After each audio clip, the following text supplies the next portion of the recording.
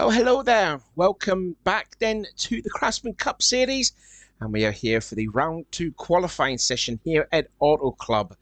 Just to let you know, the drivers will be using they won't be using the restrictor plates here for qualifying, but in the race they will be using the restrictor plates there. Before we have a look at some cars then going out on track, which there one is already, here is how the driver standings look then a week after Daytona. Gunther has the maximum score at the moment, 185 points. That's because he won the race, he led the lap, and he led the most laps. Jamie Smith in second, Poteet in third. Again, with just one round in, there's another 25 rounds to go. In the rookie standings then, Liam Ervig, he was the only rookie driver to finish on the lead lap. The next one that was down in line was Carson Green, who finished in 24th place. Those were the only two rookies that actually finished the race. And then you can see the other drivers also in the rookie standings. Brent Wintergreen, Jack Mitchell, Alex Rowe. We didn't see a lot of them early on. So, yeah, there we go. So that is that's how the points look then after Daytona. Now we're going to be having a look at some of the drivers then out on the track. And as we can see, there is Sky Commons, who was the pole sitter. Also, not to mention too that as we're looking here at Sam Oskin in the 16 car, new livery for him. There he goes then. So yeah, it's just 10 minutes worth of qualifying, and again the rules apply now. If there's an accident that gets if there is an accident and have to go into, like, if the car goes into pits and have it changed, they go into the spare car. I was just about to say though too was we'll also have a look then as well. There's James Coles, who's running 5th in the championship. There's Wes Cole. There is Matt McIntyre, followed behind by Colin Jones, who was really kind of unlucky in the Daytona race. Fueling fine though after his big accident with Charles Sanford. Like I says though, back into the qualifying, if a car does wreck in qualifying and they have to go into the pits and have to change into a backup car, which hopefully we're not going to see a lot of, they will start at the back of the grid, and it determines if there's more multiple cars that go at the back of the grid. It's really determined by where they are in the points, okay? Oh, loads of cars coming out then. There is Jamie Smith, the runner up at the 500, followed by RJ Bishop, and there's Carson Green, second in the rookie standards. And there's Brent Wintergreen, who's 4th in the rookie points.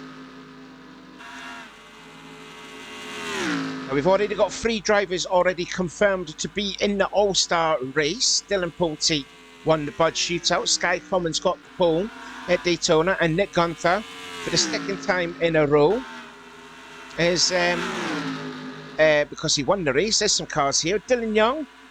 There's his teammate Ali Rain, followed by Nathan Hudson, and the 99 of Carson Gum. Look here then at Charlie Buxton. We didn't see a lot of Charlie at the Daytona 500 last week. He was involved in the early accident that unfortunately took him out of the race, followed by Austin Plant, who was also took out, I think it was in the second accident at the 500. Meanwhile, looking up forward here now, there is Brandon Tedesco, who had one hell of an experience in his Gatorade Duel race. He lost control of the car twice and somehow saved it. So he had some brilliant car control. Wes McCall driving the Best Buy Chevrolet, was passing Levi McIntyre, who is, I think he was like, he's in the top 10 in points anyways. Wes McCall did finish the race, even though the majority of the time he did have a battered race car.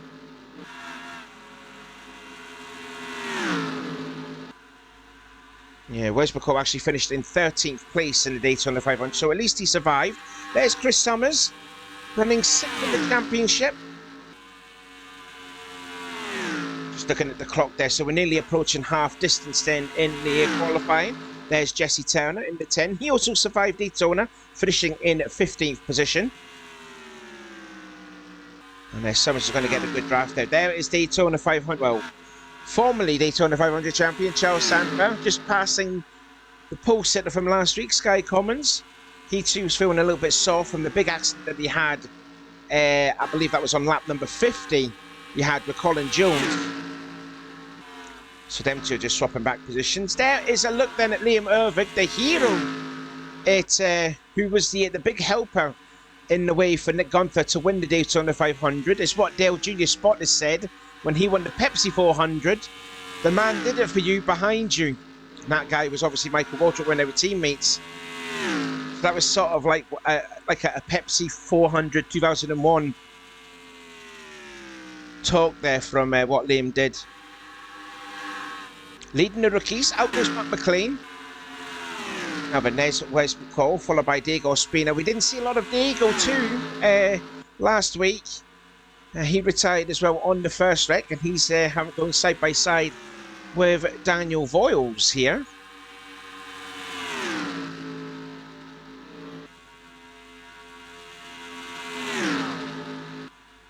Trying to look at who's getting on the inside there. Jamie Smith already putting on some fresh tyres on him.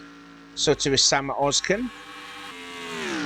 Danny Wells then driving the Dodge. Different livery this time. Driving the Mountain Dew Dodge. He does love a bit of Mountain Dew. But he also loves a bit of alcohol as well from the many times we've played Fortnite together. There's James Bowles running all alone. There's there's Jack Mitchell. One of the 7 rookies in this championship. We saw him a few times up the front, but was involved in an accident. And Anthony McCrory, there he is in the number 8. He finished just inside the top 10 a week ago. Further forward here, Michael Norman. Good showing though for Michael Norman. He just went into the pits 1 lap too late when the caution came out, and he was basically trapped a lap down, unfortunately for him. And he's alongside Brandon Ross and Zachary Fitzwater. New livery again for Zach. There he is there, driving the red and white. A bit of a grey bumper Chevrolet on him. Oh, now there's grass. Now, who was that had a bit of problem? That might have been Colin Jones, though, coming out of the pits. Or was he actually coming into the pits? Now, is this going to be the first one that we're going to see that's going to go into the back of the pack here? Now, we'll keep an eye out on this. Let's see. Now, if his car disappears, Noah Cars is also in too. Now, I don't know if he could have been involved. We don't know yet. And he's gone. So there you go. Colin Jones is the first to go. And looks like Noah Cars is not. So Colin Jones, no matter what, will start at the back of the grid because his car disappeared. Kyle Matthews too.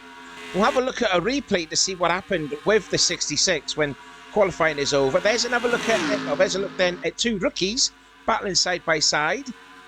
Carson Green in the 15, who won a Gateway Dual Race, and alongside them is Alex Rowe. We didn't see a lot of Alex and all from a week ago, so hopefully he will have a better race here. He's got some experienced drivers here.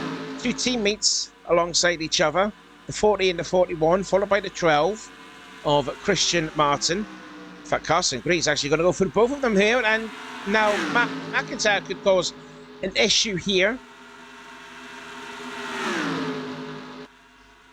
Let's see how many there is to go. Now we're going 4 wide. There's about a minute to go until the end of this qualifying session, and we're going to have to see what happened though with the 66 of Colin Jones. And like I said, he's going to be starting at the rear of the field no matter what. Now Vanez Wintergreen, followed by Paul Teat, finished 3rd in the 500. Cody Lammers had such a up and down sort of race. He was involved in 2 wrecks, but yet somehow finished inside the top 10. What a day it was actually for Joe Gibbs. 1st, 4th and 8th for that team. I think we've pretty much gone through all the drivers. Colin Jones is now out on the track, but no matter what, he will start at the rear of the field because his car disappeared. And I think we've actually covered through all the drivers, I believe. Yes, I think we may have. And out goes Noah Cars. Now, I don't know if his car also disappeared. But we've got to have a look then at qualifying here.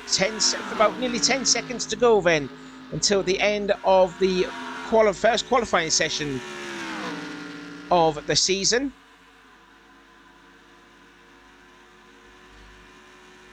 And I don't think he's going to have enough time to do another lap. No, indeed he won't. No cars we see there running in 10th place overall.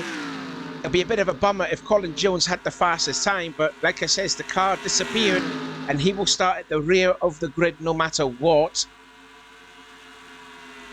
So they're not going to do another lap in. There's Sky Commons, he's into the pits.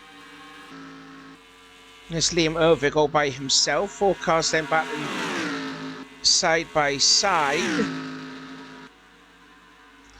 I think we might as well just call it an end here. Oh yeah, exactly. This time we're running in 0 seconds. So we will wait to see who starts where for the next, for the race tomorrow. But let's see what happened though with Colin Jones. So this is what happened then with Colin Jones, just across the start-finish line, and then he just pulls off to the left, and that's him really going down. So there must have been like an engine problem with the 66. So no accidents, just himself. Right, so just also to confirm, just looking at the pit road camera to see if any other cars also disappeared. And I can confirm it was only just Colin Jones that was the only car to disappear whilst during the qualifying. So like I've said a couple of times already, he's going to start at the back of the grid now. He's going to start 42nd and last. So here we go then. Who is going to start on the pole for tomorrow's race? The answer is Seth Cole. When he makes it, he punches his ticket into the All-Star race. If anyone can remember what happened last season, he lost it on the start-finish line to Brandon Tedesco, who actually qualified via the open race. So there you go. Seth Cole will start on the pole, and he's going to be alongside a couple of teammates there, Alex Rowe and Carson Green, who will start on the second row, ahead of the 500 champion Nick Gunther. And I believe it was Gunther that started on the pole last season when he drove the 55 car, because his teammate at the time, Cody Lama, started on the pole for the 500. So again, Nick Gunther likes to qualify around here because he starts quite high up. Good start this season as well, though, for Michael Norman. He's going to start 5th alongside the winner last season, Christian Martin. Nathan Hudson, better qualifying for him. He will start 6th alongside another Ford driver in Brandon Ross. Charlie Buxton, another rookie, is so we've got 3 rookies there in the top 10. That's good going there. Obviously, they didn't have we had quite disappointing at Daytona last week. So obviously, hopefully, some redemption from for the rookies there. And he's going to be alongside Noah Cars, the outside pole setter for the 500 last week. He's going to start on the outside of the 5th row. Trent Dunham and Carson Gum will start on row 6. Brandon Tedesco and Dylan Young will be row 7. Ali Rain and Levi McIntyre. Joshua Collard last in the points, better qualifying for him, 17th place, then ahead of Cody Lamas. Dylan Poteet, positions 18 and 19 for cars 18 and 19. And Poteet's going to be alongside Sama Oskin. Jessica Shelton, Jamie Smith, runner-up last week, starting 22nd here tomorrow. Jack Mitchell, the 4th of the, I think that's the 4th of the rookies. He's going to start 23rd alongside his teammate RJ Bishop. Kyle Matthews, the champion Danny Wells, down in 26th. Diego Ospina and Austin the Plant, they will make up the 14th row. And now we go further back then through the field. Zachary Fitzwater, that's car 29 for position 29, and he's going to be alongside Charles Sanford. Matt McLean, car 31 in position 31, and he'll be alongside Wes McCall. Daniel Voles and Chris Summers will be on row 17, and then it's an all-rookie row of, well, actually not now, because Brent Wintergreen is going to start 35th. Chris Jones is going to start 42nd, so the guys behind them are going to move up. So 36th will be Matt McIntyre, 37th will be Sky Commons, Jesse Turner will be 38th, Liam Ervig will start 39th, 40th will be Anthony McCrory, James Qualls will start on the last row, and he'll be alongside Chris Jones because, like I says, his car went invisible, so he was in the backup car, as you can see just on that little screen there. I don't know, I was pointing the screen there because you won't be able to see it. So that is it. That is the end for qualifying. Congratulations then to Seth Cole. He's going to start on the pole for tomorrow's race at Auto Club. 63, 67 laps, something about that around this track. It's certainly going to be entertaining, and we hope to see you that for the actual race itself. So looking forward then to see you then for tomorrow, and we'll call that the end of the streaming here for round 2 qualifying at Auto Club. So until then, see you later.